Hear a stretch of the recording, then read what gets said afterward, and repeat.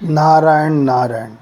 श्रीमद् भागवत पुराण के अनुसार जो मनुष्य अपने धन को इन 5 भागों में बांटकर खर्च करता है वह इस लोक और परलोक दोनों में सुख पाता है और उसको कभी किसी के आगे हाथ फैलाना नहीं पड़ता। नारायण नारायण। नारायण नारायण।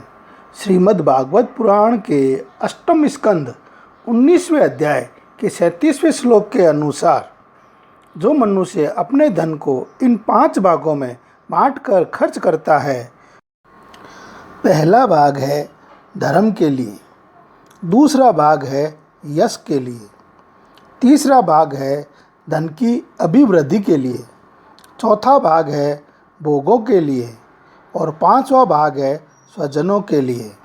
इस तरह से हमें धन के 5 हिस्से करने हैं। हमें जितनी भी आय हो रही है उसके 5 टुकड़े करने हैं और उनको उसी अनुपात में खर्च करने हैं। नारायण नारायण। नारायण नारायण।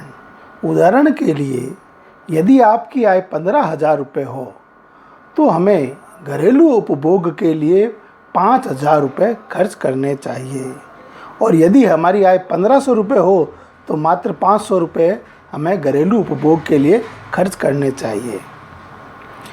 धन की अभिवृद्धि के लिए 4,000 रुपये खर्च करने चाहिए। यदि हमारी आय 15,000 हो तो धन की अभिवृद्धि के लिए 4,000 रुपये खर्च करने चाहिए। अर्थात 4,000 रुपये, जैसे हमारे पास 15,000 रुपये आए हमें 4,000 रुपये निकाल करके उसको बैंक में रख देना चाहिए, उसको बचत के लिए रख देना चाहिए, या हमें उस स्थान पर जहाँ से हम पैसे का अच्छे से अच्छा हमें रिटर्न प्राप्त हो उस जगह पे लगा देना चाहिए। इस तरह से हमें 4,000 रुपये बचाने चाहिए। फिर इसके बाद में अपने स्तर को बनाए रखने के लिए 3,000 रुपये खर्च कर देने चाहिए। जैसे कभी बिजली का खर्च बिल आ गया, कभी स्कूल की फ़ीस आ गई, यानी घरेलू उपभोग में ये हमारा शामिल हो जाएंगे, लेकिन ये रुपए बचा के रखने हैं ताकि हमें बार बार ज़रूरत पड़ती रहती है। कभी ड्रेस बनवानी है, कभी कुछ बनवाना है, तो हमें अपने स्तर को बनाए रखने के लिए 3,000 रुपये बचा के रखने चाहिए। रिश्तेदारों के लिए हमें 2,000 रुपये बचा के रखने चाहिए। 2,000 रुपये में 1,000 रुपये ऐसा मान के चलना चाहिए कि जो रिश्तेदार हमसे लेके जाएगा वह पुनः नहीं लौटाएगा। वो रिश्तेदार उन रुपयों को हमेशा के लिए अपने पास रख लेगा और 1,000 रुपये हमें वापस मिल सकते हैं। और 5वां हिस्सा है दान के लिए। दान के लिए हमें 1,000 रुपये रखने हैं। 1,000 रुपये में से 500 रुपये हमें ऐसे खर्च करने हैं जिसके बारे में उसको पता नहीं चले कि रुपये कहाँ से आए हैं, यानी हमारा तरफ से गुप्त दान होना चाहिए। और 500 रुपये हमें अपने भाई बेटी समासना जो भी मतलब हमें नज़दीक में आपने को लगे कि ये ज़रूरतमंद आदमी है उसको दान देना चाहिए और उसको पता होना चाहिए कि ये दान किससे प्राप्त हुआ है, ताकि हमारी यश है, कीर्ति है, वो भी फैले।